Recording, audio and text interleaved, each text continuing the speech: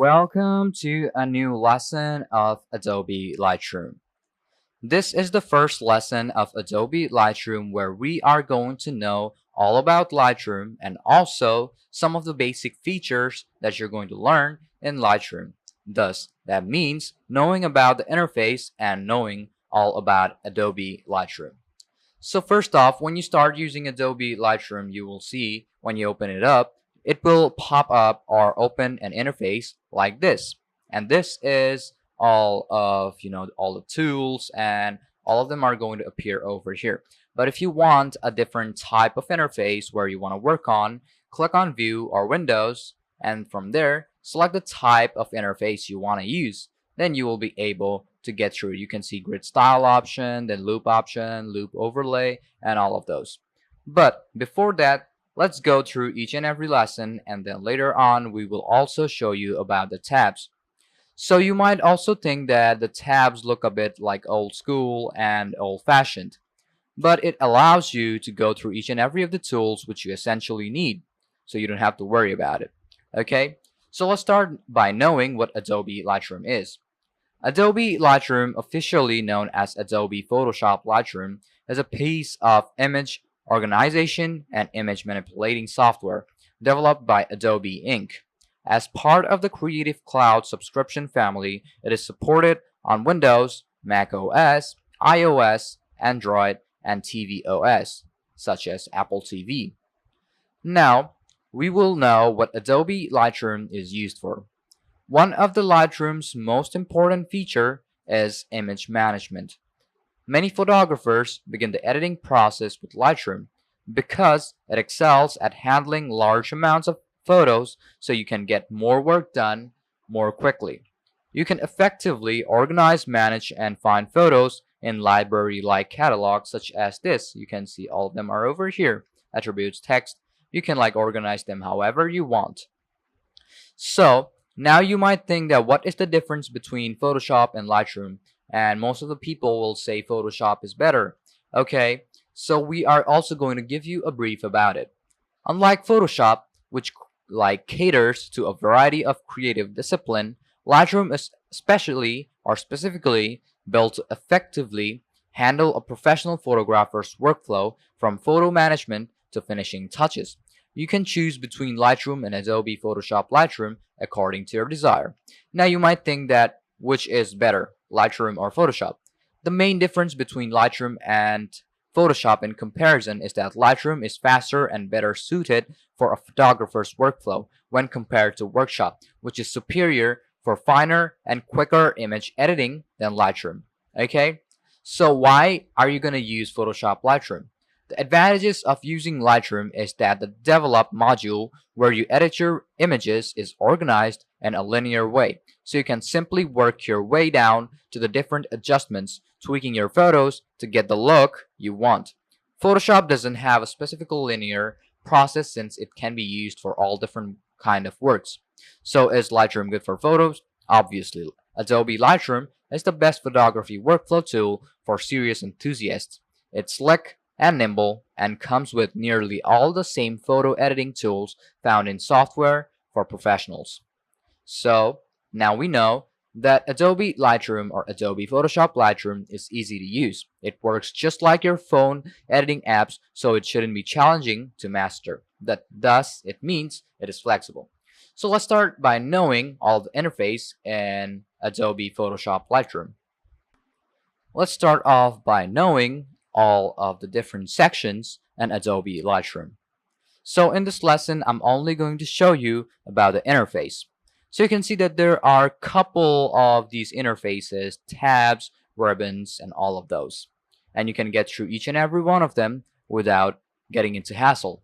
Because just as I told you, Adobe Lightroom is very easy to handle and beginner friendly. So let's start off with the navigator. If you have photos over here, you will see the photos will appear over here and also over here. Okay? And then you can go through each and every of the photos you might want to use. Well, another thing that keeps questioning, okay, is that can you edit videos in Photoshop? Well, You cannot edit it like a professional video editing software such as Adobe Premiere Pro, but you will be able to trim it and cut it and adjust it according to your need and do all the stuffs in Adobe Lightroom only. But if you want to do it more complex till the finishing touches, then Adobe Lightroom is not for video editing. Okay, so just as I told you that you can like do all of the stuffs about photos, and as it is a photo manipulating software, you can do all the stuffs about image management, organizing, and giving it slight tweaks. Okay, so let's start off with the navigator. As we're done with it, now let's go to catalog. In catalog, you will see a couple of these options will appear up. If you want to see all the photos in your PC, just click on all photos, then all the photos will appear over here. Then if you want all synced in photographs, just click on all synced in photographs. That is like very simple, right? Then we have is quick collection. If you have like a different type of collection of photos, let's say you have a ton of fruit photos and then you have a ton of vegetable photos, then you can like keep them in a collection and then select according to your need. So this is also quite similar to highlighting your file or highlighting your photos. Okay, now you know how you can use this catalog. Then we have is previously import. Well, if you previously used Adobe Lightroom and imported a couple of photos from your PC or online, then all the previously imported photos in Adobe Lightroom will appear over here. Now you know all about the catalog. As we're done, I'm going to reduce the size so I can go to folders. In folders, click on filter folders, and when you can do it, like let's say you have a folder of photos, but you want to filter all of the photos or filter the file. If you want to do that, what you're going to do is type the name which you want to save it as. Okay, it's also similar to highlighting your file so that you can easily find it. So now you know all about the folders too. Right beside it, you can also see that there is a create new file or create new folder option. If you click on it, you will be able to add in a folder, then root folder display, folder name only, path from volume, folder and path, and show photos and subfolders. Okay, you can do whichever one you want according to your need. Let's say for the first one, I'm gonna type in LRT, hit on enter, and then if I add in photos, that those photos will appear up in this folder because I filtered that folder. Okay, then we have is collection. You can use smart collections such as this. You can increase the size, then you will see a couple of these options will appear over here, such as recently modified 5 stars colored red. Now I'm going to give you a brief about them too.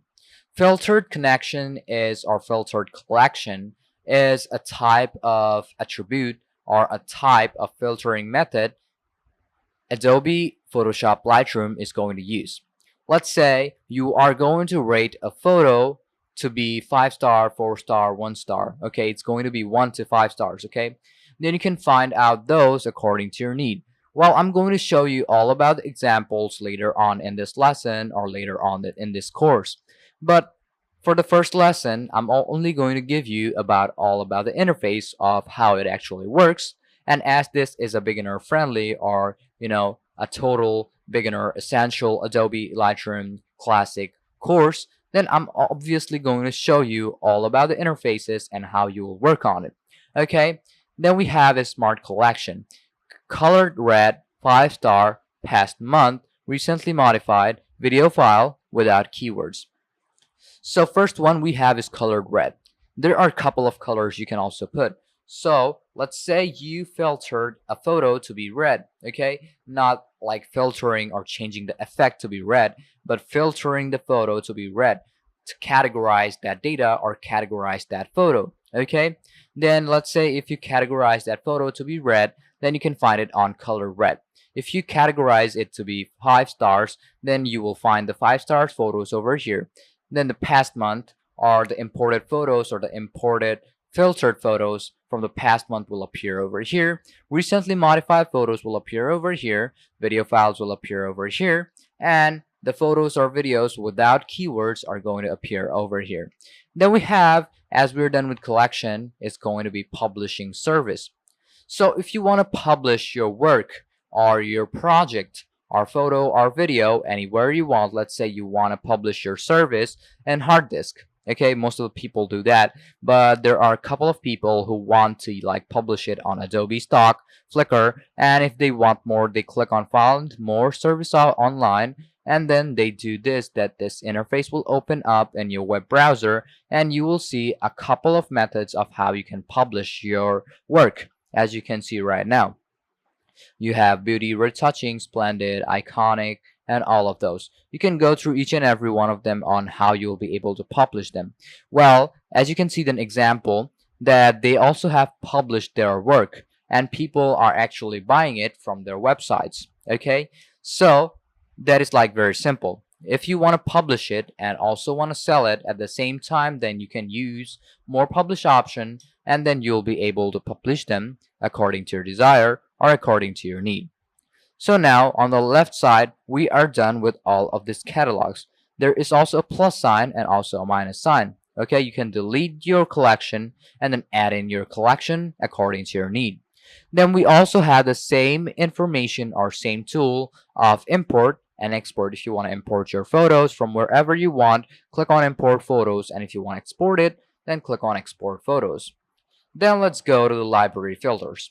Well, all of the photos are going to appear over here, and you can use metadata, attributes, and text over here and categorize your photos or videos according to your need. Okay? So first off, it's going to be text. So if you have text in your PC or text in your folders or text in your, pictures or videos, then you can use this text option. Then you will find all the photos or videos with text attributes given to it. Then we have its actual attributes. Here is what the filter is all about. Okay, you can like set up any category or set up any attributes to your picture or your video, and that will be directly applied to your picture or your video. That is like very simple, right? We have flags, edits, and ratings. Just as I told you about rating it to be 1 to 5, then you can select the photo, whichever one you want, and then select the stars, and then you can rate them. And then we also talked about the coloring red. We told you that we have different colors. Then you can see that there's red, yellow, then we have white, black, gray, blue, and then more sky blue, green, yellow. After you're done with, filtering your data, then you can find it on collection or maybe your folders. Wherever you want, you just name it and then you will be able to find it. That is like very simple, right? Now let's go to metadata. All about the photo, like let's say the details such as which camera is it used, the aperture of the photo, then the radius, then about the wavelength, then all the dates, labels, lens used. All of the information is going to appear over here on metadata. Okay, well, let me give you a short brief about what metadata is. So metadata is a set of data that provides information about other data.